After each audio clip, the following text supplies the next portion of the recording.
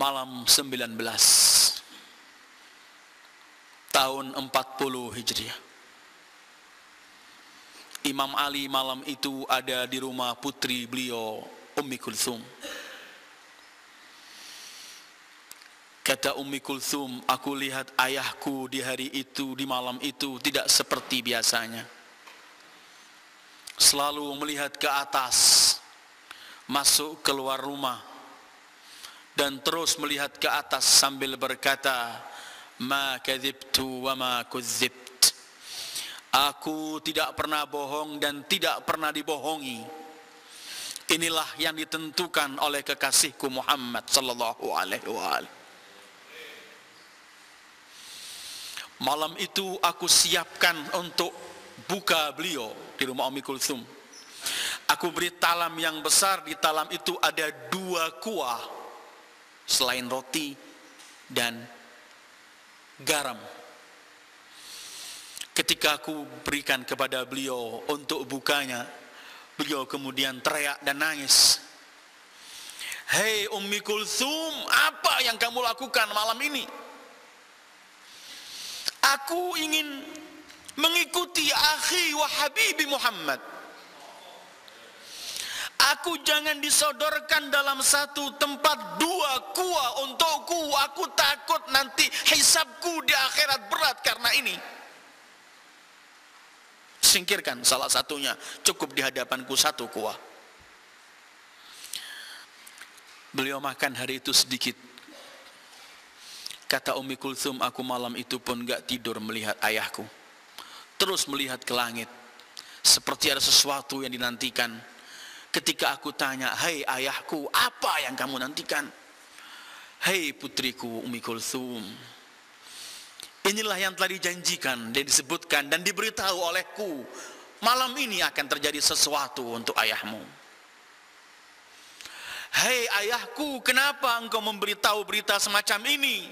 Apakah kamu gelisah? Hei putriku, ayahmu enggak pernah gelisah.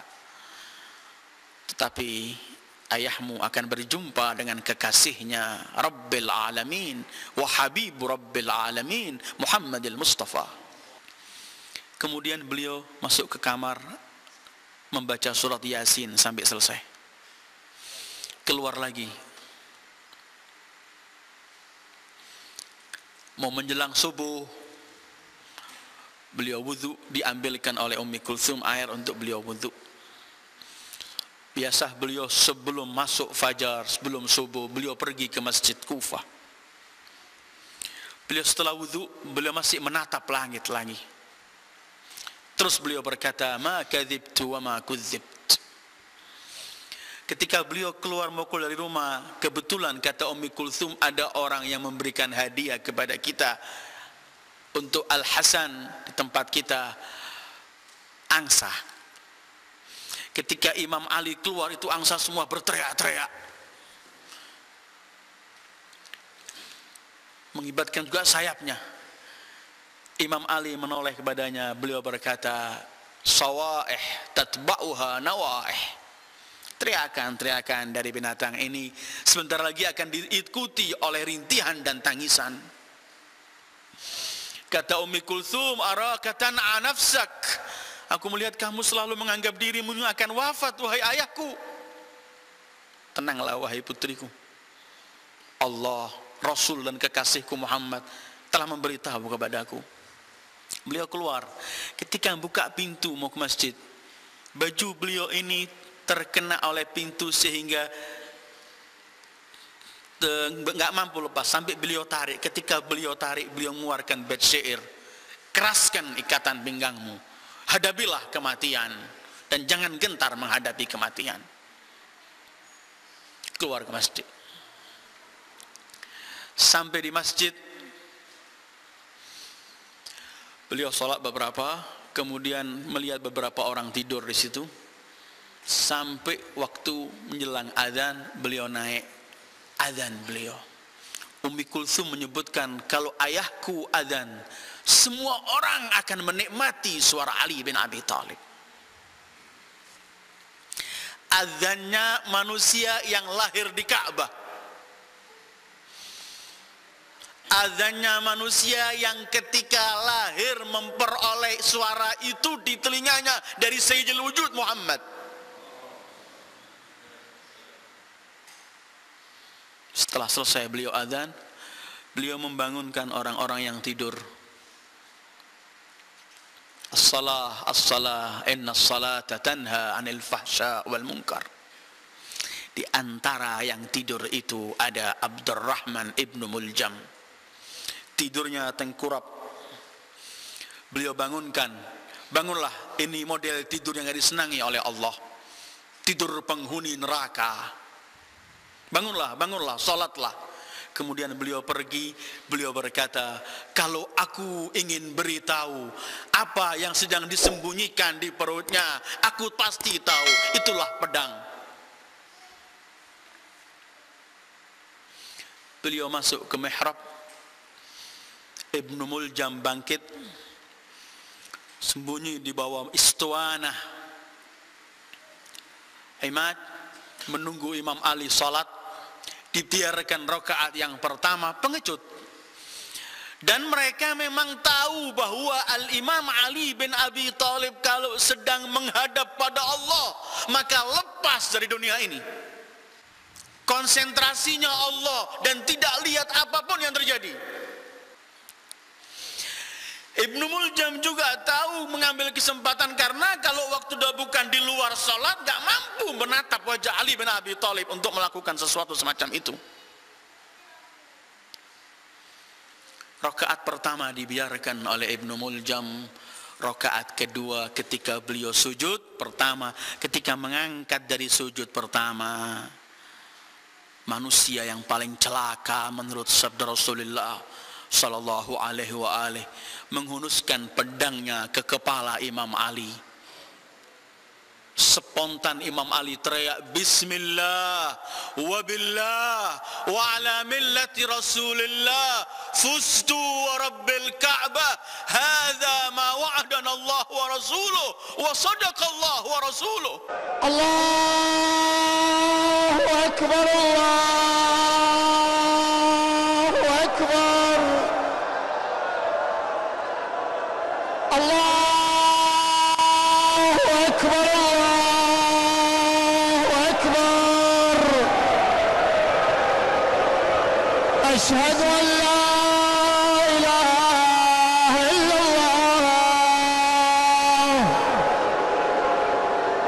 Ashhadu an la ilaha illallah.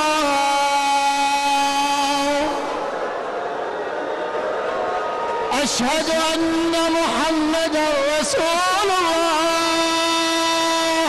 sallallahu alaihi wa alihi wasallam. Ashhadu anna Muhammadan Rasulullah.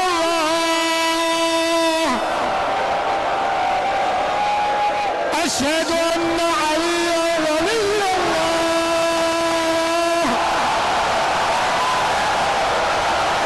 Ashhadu anna Maulana Aliyan amirul mu'minin wa abna'ul ma'sumin bil haqq hujjatullah.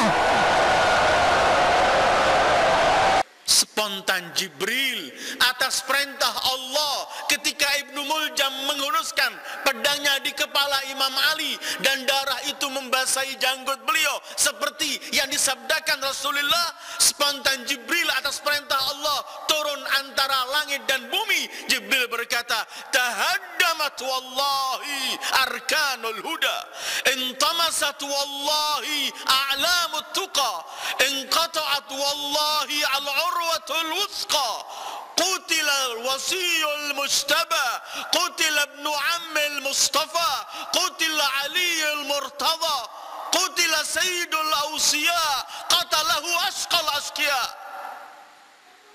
Runtuh semua tiang-tiang petunjuk hidayah, tumbang semua tiang-tiang ketakwaan, terputus tali Allah, terbunuh anak saudara Mustafa, terbunuh al-wasi al-mujtaba, terbunuh al-aliyul murtada, dibunuh oleh asqal asqiya Ibnu Muljam. Ungkapan ini didengar oleh semua orang yang hidup malam itu. Ummi Kulthum ketika mendengar ini, beliau teriak. Orang di masjid semua mengerumuni Imam Ali. Imam Ali diletakkan kepalanya di pangkuan Imam Hasan alaihissalam sambil darah. Kemudian dibawa ke rumah. Di rumah telah ditunggu oleh Zainab, Ummi Kulthum, putra putri beliau, keluarga dekat beliau dengan tangisan. Imam Ali kemudian berkata, Ibnu Muljam, hai Hasan, kasih ia makan seperti makanku, kasih minum dan jangan diganggu sesuatu. Adakah contoh Islam seperti Ali bin Abi Thalib? Kepada orang yang paling celaka ini, tawanannya, beliau berkata sebagai wasiat pada putranya Hasan, berikan makanan yang layak untuk dia, minum yang layak untuk dia, dan jangan diperlakukan sesuatu, tunggu sampai aku. Kalau aku sembuh, maka aku yang akan menyelesaikan. Mungkin aku maafkan, mungkin aku kisos. Tapi kalau aku mati, bunuhlah dia. Jangan dicincang, jangan diperlakukan apapun. Dorbatun bidorbah. Dibawa malam itu ke rumah beliau. Malam 19. Racun itu mengenah. Kata Ibnu Muljam, aku bunuh 1000 orang pun mati. Aku telah penuhi racun semua ini, pedang ini. Semua orang datang teriak, pergi ke rumah Imam Ali bin Abi Thalib untuk menjenguk beliau. Racun mulai menjalar satu badan. Didatangkan beberapa dokter, semua dokter mengatakan bahwa pukulan musuh Allah ini sampai kepada otak beliau, sehingga racun semua memenuhi. Kaki beliau pun ihmarat katanya. Di hari 20, semua putrinya menangis, termasuk Ummi Kulthum. Kata beliau, jangan kamu menangis. Kalau kamu melihat apa yang kamu lihat, kamu enggak menangis. Kata Ummi Kulthum, apa yang kamu lihat wahai ayahku? Kata Imam Ali, aku melihat Habibi Muhammad sallallahu alaihi wa alihi. Aku melihat al-malaikah, aku melihat ibumu Fatimah, semua menyambut kedatanganku. Aku melihat malaikatullah, semua berbaris menanti kedatanganku. Kemudian Imam Ali mengumpulkan semua putra-putrinya dan istrinya, keluarganya semua dikumpulkan. Satu-satu mereka dipandang. Kemudian beliau berkata, astaudiukumullahu jami'an. Aku titipkan kalian hanya kepada Allah.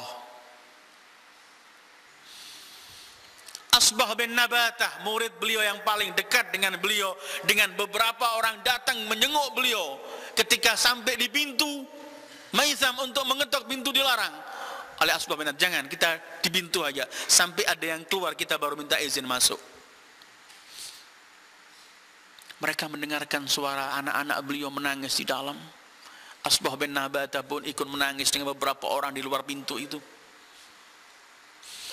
Tidak lama keluar Imam Hasan. Imam Hasan berkata, Amirul Mukminin menyampaikan salam untuk kalian, tinggalkanlah, pergilah ke rumah mereka kalian masing-masing. Semua orang pergi kembali dengan rintihan dan tangisan. Asbah bin Nabatah sendiri enggak keluar, enggak pergi. Imam Hasan kembali. Beliau berkata, bukankah sudah kami perintahkan untuk kamu tinggalkan tempat? Kata Asbah bin Nabatah, wallahi inni la uridu an ara amiral mu'minin alaihi salam. Aku tidak melanggar perintahmu ya Imam. Cuman aku ingin memandang wajah Amirul Mukminin. Dan wahai Hasan putra Amirul Mukminin, demi Allah kedua kakiku enggak mampu mengangkat badanku. Biarkan aku menunggu ingin melihat wajah Amirul Mukminin. Imam Hasan masuk, diberitahu pada Imam Ali. Imam Ali berkata, izinkan ia masuk. Ketika Asbah bin Nabatah masuk melihat Imam Ali, diikat kepalanya, pucat wajahnya, sekali mengangkat kakinya, dan semua racun telah sampai di kaki beliau.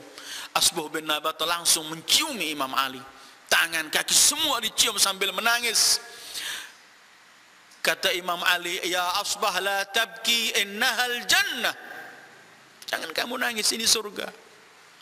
Kata Asbah bin Nabata, aku tahu kalau kamu pasti ke surga. Cuman aku nangis karena aku akan berpisah denganmu, ya Ali bin Abi Thalib, ya Amirul Mukminin. Dari mana lagi kita akan ambil ilmu dan semua ini? Hari ke-20. Hari itu juga sejarah mencatat, di luar pintu Imam Ali datang kerombolan orang-orang miskin, anak-anak yatim, para janda, semua datang.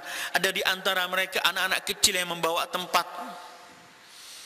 Imam Hasan ketika keluar melihat sekian banyak orang, apa yang akan kalian lakukan? Kenapa kalian ke sini?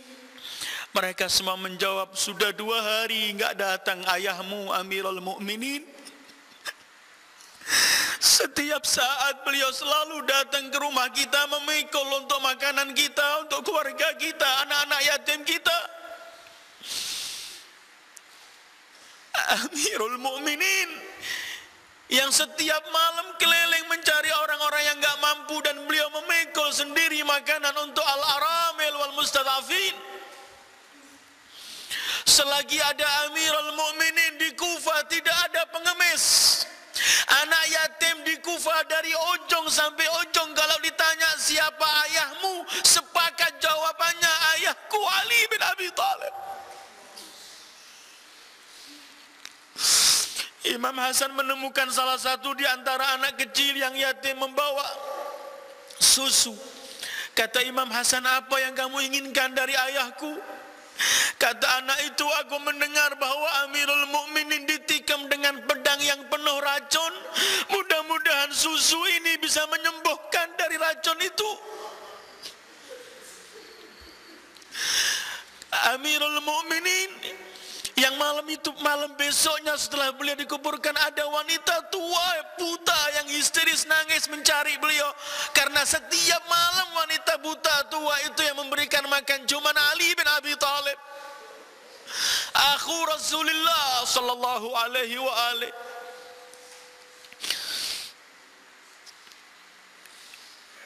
Imam Ali memanggil lagi keluarganya dan menyampaikan wasiat-wasiat beliau. Antara lain wasiat beliau, hati-hati, jagalah as-salah, as-salah. Jagalah anak-anak yatim, jangan sampai mereka nangis dan terhina di hadapan kalian.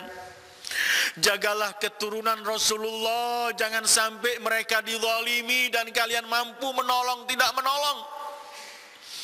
Hati-hati, jagalah kaum wanita, jagalah orang-orang yang lemah, tegakkanlah kebenaran. Semua wasiat disampaikan oleh Imam Ali bin Abi Thalib.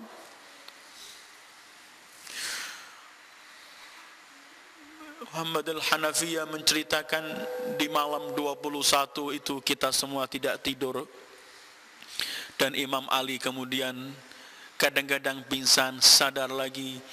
Beliau berkata, demi Allah, aku telah melihat kekasihku Muhammad sallallahu alaihi wa alihi, dan beliau berkata, ajil ajil fa inna mushtaqun, cepat-cepatlah wahai Ali, kami telah rindu denganmu. Imam Ali cuma zikirnya menurut Al-Imam Hasan tidak ada lagi yang diungkapkan kecuali la ilaha illallah. Terus beliau mengulangi la ilaha illallah. Kemudian beliau berkata, waalaikumsalam ya Rasulullah Rabbi, salam untuk kalian wahai para malaikatullah. Kemudian beliau membaca limithli hadza falyamalil amilun, untuk inilah hendaklah mereka orang-orang yang mau beramal, silahkan beramal. Persis subuh, beliau kemudian menatap masing-masing wajah anaknya dan istrinya dan keluarga dekatnya. Satu-satu ditatap wajahnya seraya berkata, ana mufarikukumus sa'ah, aku akan tinggalkan kalian saat ini.